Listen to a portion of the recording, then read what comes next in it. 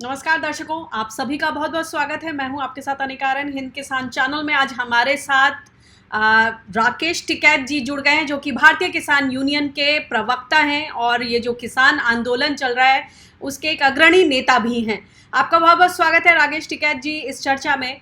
आज का दिन बहुत नमस्कार जी, महत्वपूर्ण। धन्यवाद। 26 नवंबर 2020 को जो देश भर के किसान हैं उन्होंने बॉर्डर्स पर किसान आंदोलन शुरू किया अपनी 3 प्रमुख मांगों को लेकर कि जो ये कृषि कानून है इनको निरस्त किया जाए, एमएसपी की गारंटी दी जाए और जो किसानों की जो विकास की इबारत लिखी जा रही है उसमें जो मेन हीरो हीरोइन है, जो हमारे किसान भाई और बहन हैं, वो उनका विकास भी उसी तरह सुनिश्चित किया जाए जैसे कॉरपोरेट्स की बात हो रही है। तो कहीं ना कहीं जो ये पूरी तमाम आशंकाएं हैं कि खेती का कॉरपोरेटीकरण किया जा रहा है और जो अब राष्ट्रीय मुद्रीकरण योजना जो सामने लाई है सरकार, उसको लेकर आपने जबरदस्त तरीके से तंज कसा है। आपने कहा है कि जो अपने देश की मिट्टी की बात करते थे वो इसे बेचने पर उतारू हैं। सबसे पहले मैं आपसे यही समझना चाहूंगी कि जहां देश भर में सड़क, ऊर्जा, स्टेडियम्स ये सब बेचने की बात हो रही है, दूसरी तरफ जिस तरह से खेती की बातें हो रही हैं कि कॉरपोरेट्स के हवाले कर दी जा रही है, इस सारी आशंकाओं को आप लोग किस तरह से देखते हैं? खेती को लेकर तो अब आप लोग 1 साल से ज्यादा का वक्त हो चला है जब ये लड़ाई लड़ रहे हैं। किस तरह की स्थिति है ग्राउंड पर? इन सारे इश्यूज को लेकर लोगों में कितनी समझ बनी है? देखो, इशू बेस्ड बातचीत हो रही है अब किसानों से। देश के नौजवान से बातचीत हो रही है, आदिवासी से बातचीत हुई है और जो संस्थाएं देश की है उनसे बातचीत हो रही है। तो देश को बहुत गड्ढे में जा रहा है इस टाइम पे। और जो राष्ट्रवाद की बात करते थे वो इसी राष्ट्रवाद को बेचने का काम कर रहे हैं। उसमें कौन सी संस्था छोटी के जो नहीं बेचती? मतलब एक ही झटके में बच्चों के खेलने के स्टेडियम जो बच्चों के खिलौने तक से बेच सकता हो वो क्या नहीं बेच सकता देश में? रेलवे बेच दी, LIC, अपने जो पेट्रोलियम था वो बिक गया। मतलब बचा क्या है? खेल के मैदान बचे थे, खेल के मैदान बेचने को तैयार हो गए। रेलवे की जगह जो बेस्ट जगह जो बची हुई जगह थी, आज अगर रेलवे की जगह हमको लाइन डालनी पड़ेगी, खरीदनी पड़ेगी, आज कितनी प्रॉब्लम होगी। आज उसको हम बेच रहे हैं उसको भी। तो ये देश जाएगा कहाँ ये समझ में नहीं आ रहा। अब तो पूरे देश की जनता को खड़ा होना पड़ेगा, अपनी आवाज को बुलंद करना पड़ेगा और इस देश को बचाना पड़ेगा। और वो टाइम आ गया कि देश कैसे बचेगा। अब 3 कानून से ऊपर बात चली गई। आपने देश के युवाओं को लिए बोला है कि जो आने वाला समय है वो धर्म युद्ध का है और वो मोबाइल और इंटरनेट छोड़कर इस धर्म युद्ध में कूद जाए। इससे आपका क्या आशय है? क्या देश में वाकई इस तरह की इमरजेंसी सिचुएशन आ गई है? क्योंकि जो आम जनता है बिल्कुल। उसको तो लग रहा है कि ये सिर्फ किसानों का आंदोलन है। क्या आम जनता जुड़ पा रही है नहीं नहीं नहीं, आपके मुद्दों से? बिल्कुल जुड़ेगी। आज हम यमुना नगर के अंदर थे, बिलासपुर एक जगह है वहां पे, और वो बेल्ट हिमालय उसकी तलहटी में पड़ती है, वो घाट क्षेत्र उसको बोलते हैं। ऊपर उसके हिमाचल के किसान भी वहां पे आए और हरियाणा के किसान भी वहां पे थे। और वो खास करके वो एक किसान बेल्ट है जो बड़ी पिछड़ी सी बेल्ट है। तो वहां पर बड़ी संख्या में आज लोग थे और युवा बहुत थे। जो युवा जुड़ते नहीं थे आज उनको पता चल गया है। हमने युवाओं को कहा कि आप 100 गज जगह लेकर दिखाओ।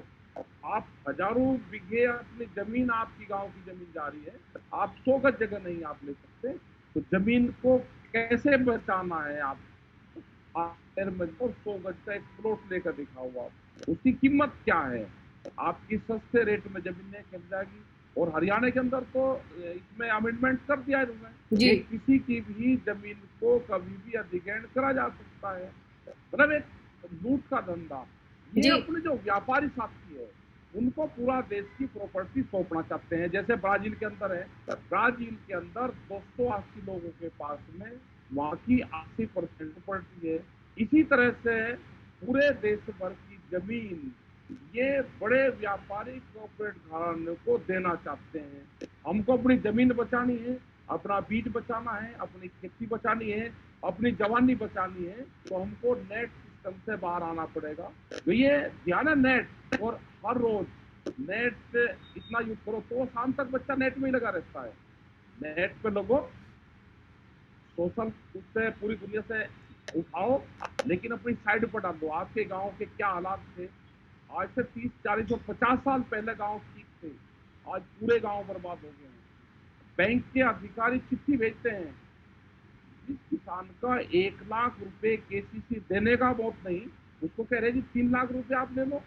इनकी प्लान है कि किसानों को कर्जा दो, फसलों का भाव नहीं, किसानों को कर्जा दो, और आने वाले टाइम पे 5 साल 10 साल में इनकी जमीन अपने आप लिखवाई जाएगी। ये बैंकों के पूरी जमीन चली जाएगी। बड़ी कंपनी का पैसा बैंकों में केसीसी में लगा हुआ है। जी, तो मैं दर्शकों को बता दूं कि जैसा जिक्र किया माफ कीजिएगा राकेश टिकैत जी ने, कि public private partnership PPP model के तहत मंगलवार को विधानसभा, हरियाणा विधानसभा में ये संशोधन पारित हो गया है कि अब तक जमीन लेने के लिए किसानों से 70% किसानों से उनकी रजामंदी पूछी जाती थी, मगर अब नए संशोधन के बाद उनसे जरूरत नहीं पड़ेगी कि उनसे उनकी अनुमति ली जाए और किसानों की जमीन ली जा सकेगी। ये एक बहुत बड़ा डेवलपमेंट है और उस पर राकेश टिकैत जी ने अपने व्यूज सामने रखे हैं।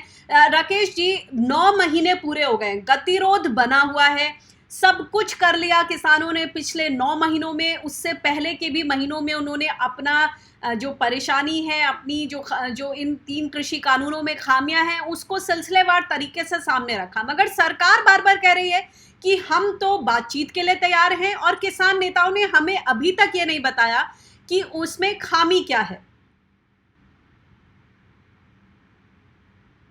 हमने बता दिया पूरा कानून काला है। सरकार बतावे कि उसमें सफेद क्या है, जब उसमें भी 18 संशोधन करने को तैयार हैं, तो ये बताए ना कि सफेद कहाँ है। जब पूरा आप बदलना चाहते हो, बाहर का खोखा रखना चाहते हो, तो अंदर जब पूरा ही काला है तो बाहर वाला भी बदल दो। पूरा इनको वापसी देना पड़ेगा।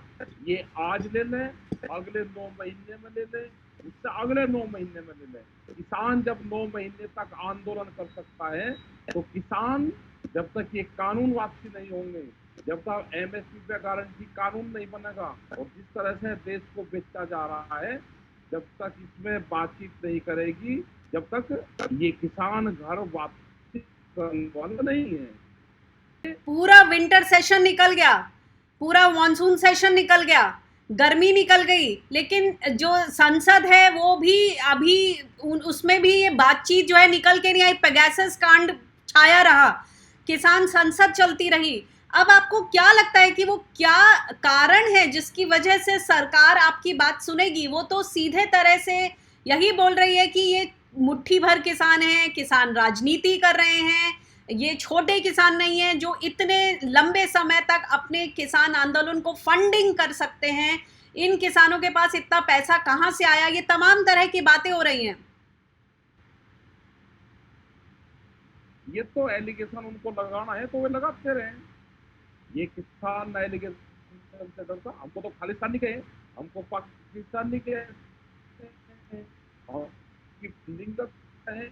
हम भी अगर ये हमको खालिस्तानी कहेंगे तो हम इनको सरकारी तालिबान कहेंगे। ये सरकारी तालिबान का काम नहीं, ये सरकार की बंदूक को हथियार बना के जनता पर थोप रहे हैं। ये अगर कोई आंदोलन करता है तो पर्चे दर्ज करेंगे, कोई अगर होटल वाला पानी वहां पे भेजता है तो उसके होटल के रास्ते बंद करेंगे।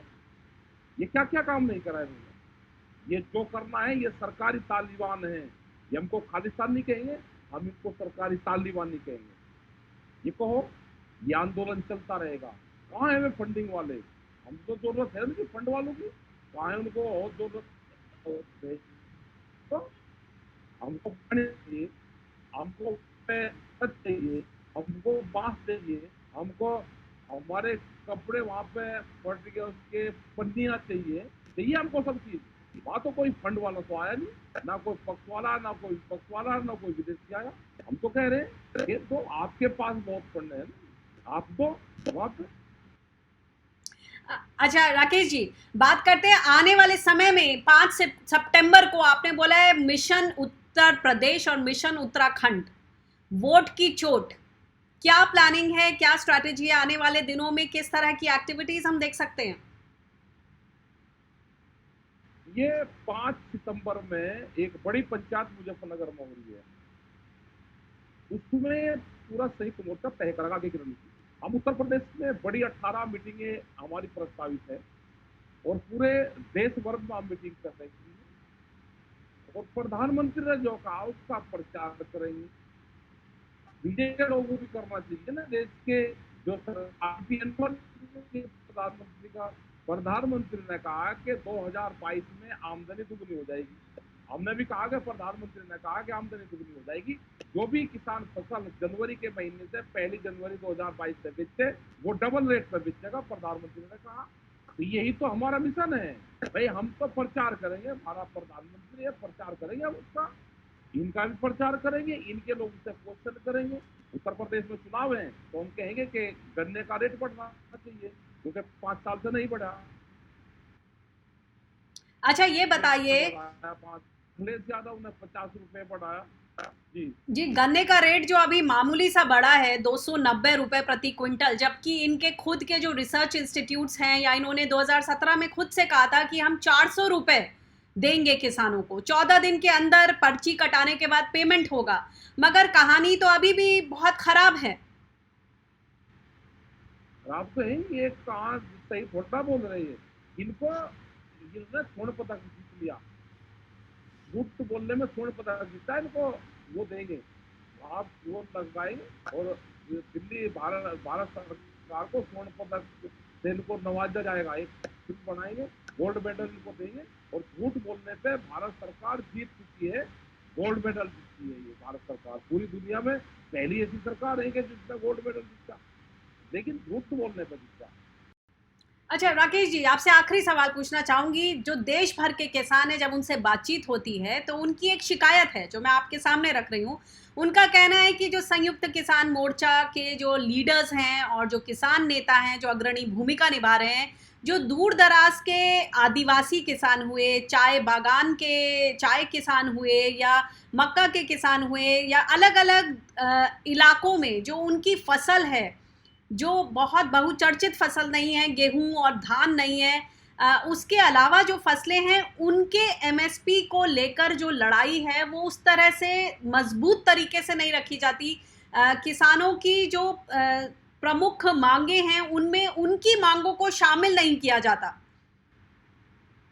नहीं नहीं, हमने कहा कि रेट वेजिटेबल्स के भी तय हों, फ्रूट्स के रेट भी तय हों और दूध के रेट भी तय हों, और जो जंगलों में हरी जड़ी बूटी वो पैदा होती है उसके भी रेट तय हों, तो सब चीज़ों का रेट तय हो, ये हमने कहा है। और हम बंगाल में हम गए, हम कर्नाटक में गए, तमिलनाडु में गए, उड़ीसा गए, और हम आसाम के जो चाय बागान की बात करी वहाँ पे भी बहुत प्रॉब्लम है, तो वहाँ की भी हम बात कर रहे हैं। और बाहर से भी बहुत लोग जाते हैं मैसेज। अमेरिका में एक पूरा एक रिसर्च करके वो अभी पिक्चर उनकी आई है तो उसमें मैं भेजता हूँ। तो उसने कहा कि हम बर्बाद हो चुके हैं और हम भारत के किसानों को धन्यवाद देते हैं। अमेरिका का किसान तो बर्बाद हो गया, खत्म हो गया कंपनी के चक्कर में, लेकिन भारत का किसान मजबूती से खड़ा हुआ है, वो पूरी दुनिया के लिए एक मिसाल कायम करेगा और अपनी जमीन नहीं छोड़नी है, ये वहाँ के किसान कह रहे हैं, पूरी रिसर्च है उसकी।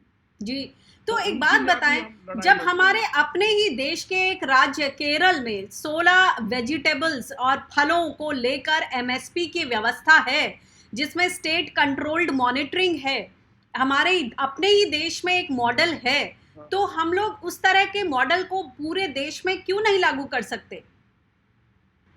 नहीं कर सकते हैं, केरल ने करा है उन्होंने, तो ये दूसरे स्टेट में भी ये होना चाहिए भाई। वेजिटेबल्स के हुआ है ना, हमने उत्तराखंड में हमने पहाड़ के किसानों की बात हमने करी, हमने कहा कि उसको ट्रांसपोर्ट सब्सिडी आप दो। जो हिमालय की तलहटी में फसल पैदा करता है वो वेजिटेबल्स पैदा करता है, जब यहाँ पे 40 और 45 डिग्री टेम्परेचर होता है, वहाँ पे 14-15-20 डिग्री टेम्परेचर होता है, जो वहाँ पे सब्जियां पैदा होती है, आप उसको ट्रांसपोर्ट सब्सिडी दो खेत से और मंडी तक जाने के लिए।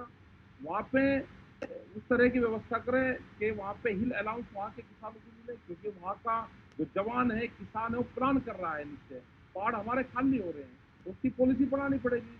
वहाँ पे विलेज टूरिज्म पॉलिसी पहाड़ पे बन रहे हैं, उससे हमारा इनकम हो सकती है हमारी। क्योंकि बड़े होटल वहाँ पे कंपनियों के हैं और छोटे किसानों को लाभ नहीं है। ये हिमाचल में पॉलिसी है विलेज टूरिज्म पॉलिसी की, तो उत्तराखंड को कई दूसरी फसलों की बात है, मक्का की जो बात है, अभी बाहर से सरकार मंगा लेती है, अपने किसान को भाव नहीं देगी, लेकिन बाहर से मंगाती है, उस पर ड्यूटी लगानी चाहिए, इम्पोर्ट ड्यूटी लगानी चाहिए। अगर बाहर से कोई चीज आ रही है, अब 800 रुपये में मक्का जाएगी यहाँ पे, मक्का का आटा किस रेट में बिक रहा है, आप सारी चीजें खरीदो ना, जो मोटे अनाज है, जो ये है, इनकी सब्जी आप खरीद करो। आप पीडीएस सिस्टम में आप बाजरा क्यों नहीं देते, आप पीडीएस सिस्टम में वक्त दो आप, तो ये सारी चीजें देनी चाहिए इनको। आप उसको गुड़ दो, चीनी की जगह आप उसको गुड़ का इस्तेमाल कर सकते हैं, तो जी उसी से जो स्मॉल इंडस्ट्रीज होगी उसको फायदा होगा। जी, बहुत बहुत शुक्रिया राकेश जी हमसे इस बातचीत करने के लिए। तो 9 महीने पूरे होने पर जिस तरह की जोश और जिस तरह का जज्बा है किसानों में, वो आप देख सकते हैं। आपने राकेश टिकैत जी को सुना, तो समस्याएं खेती की अगर बात करें तो तमाम है, चाहे वो सप्लाई चेन की बात हो, सही भाव की बात हो, किसानों को उनकी जो पारंपरिक फसलें हैं उनसे जिस तरह से वो दूर हो रहे हैं, क्योंकि एमएसपी जो है सिर्फ गेहूं और चावल के इर्द गिर्द है। यही तो मांगे हैं जिस पर ये सारा किसान आंदोलन टिका हुआ है। एमएसपी की मांग है, 3 कृषि कानूनों को निरस्त करने की मांग है। तो अब दर्शकों से मैं चाहूंगी कि वो इन बारीकियों को समझें और अपने मुद्दों को समझें, अपनी थाली के मुद्दों को समझें। दर्शकों, अगर आपको इस तरह की चर्चाएं सुननी है तो आप हमारे चैनल के साथ जुड़िए। हिंद किसान फेसबुक और यूट्यूब पर मौजूद है। आपने कमेंट बॉक्स में डालें और इसी तरह अपना प्यार और साथ दें। मुझे दीजिए इजाजत। नमस्कार।